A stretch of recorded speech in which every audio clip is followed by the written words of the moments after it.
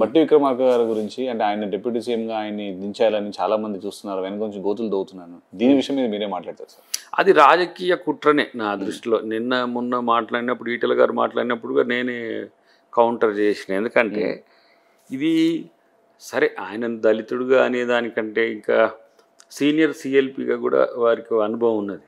ఆయన తెలిసి తప్పు చేసే ప్రక్రియ ఎక్కడ ఉండదు. చాలా గుంబనంగా రాజనీతిలో కొంత తనదైన శైలి ఉంటుంది. తర్వాత కొంతమంది ఏంటంటే ఈ బిల్కి సంబంధించి పాత గవర్నమెంట్లో కోట్ల రూపాయల బిల్కి సంబంధించి ఆయన సంప్రదిస్తుంటారు. అవును, దానికి ఆయన ఉన్న ప్రభుత్వంలో ఉండే వాటికి ఇప్పుడు లేవు. సో ఇప్పుడు కాళేశ్వరంలో ఉన్న వాటికి బిల్స్ ఇవ్వమన్నారు అనుకోండి. కాళేశ్వరం అనేది వైబుల్ ప్రాజెక్ట్ కాదు.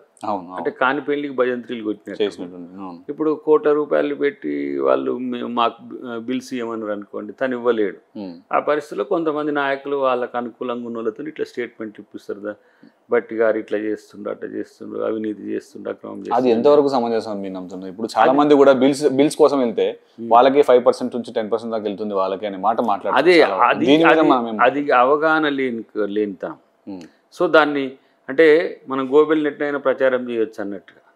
ఇప్పుడు మాకు తెలిసిన వ్యక్తులకు సంబంధించిన బిల్స్ అంటేనే ఆ బిల్స్ తరహా కూడా ఉంటుంది. ఎమర్జెన్సీ, పంచాయతీరాజో లేకపోతే గ్రామానికి ఉపయోగపడేయో, ఇమ్మీడియట్గా కొంత హ్యుమానిటీ ఉండే ఇట్లాంటివి చేస్తారు తప్పితే కమర్షియల్ ఈ కాంట్రాక్టర్కి సంబంధించిన అంశాల్లో చాలా రిస్ట్రిక్షన్స్ ఉన్నాయి. వాళ్ళకి ఇవ్వనప్పుడు ఇట్లాంటి దుష్ప్రచారాల మీద మొదలు. మరి ఇప్పుడు పాత గవర్నమెంట్లో కూడా చేసే ప్రభుత్వంలో చాలా మంది కాంట్రాక్టర్లు చాలా మందికి బిల్స్ రాకపోయి కొంతమంది ఆత్మహత్యలు చేసుకున్నారు. కొంతమంది చాలా వరకు వాళ్ళు నిస్సాస్థితిలో ఉన్నారు కదా సార్. మరి ఆ గవర్నమెంట్లో పనులు చేసిన వాళ్ళు ఈ గవర్నమెంట్లో మన బట్టి అది స్లోగా మనం కొంత ప్రయారిటీని బట్టి చేసుకుంటూ వెళ్ళిపోవచ్చు. ఇప్పుడు మనము కొన్ని పథకాలకు ఇప్పుడు రైతు భరోసా అలాంటి వాటికి ఇవ్వాలంటేనే అడ్జస్ట్ చేయాల్సి వస్తున్నది.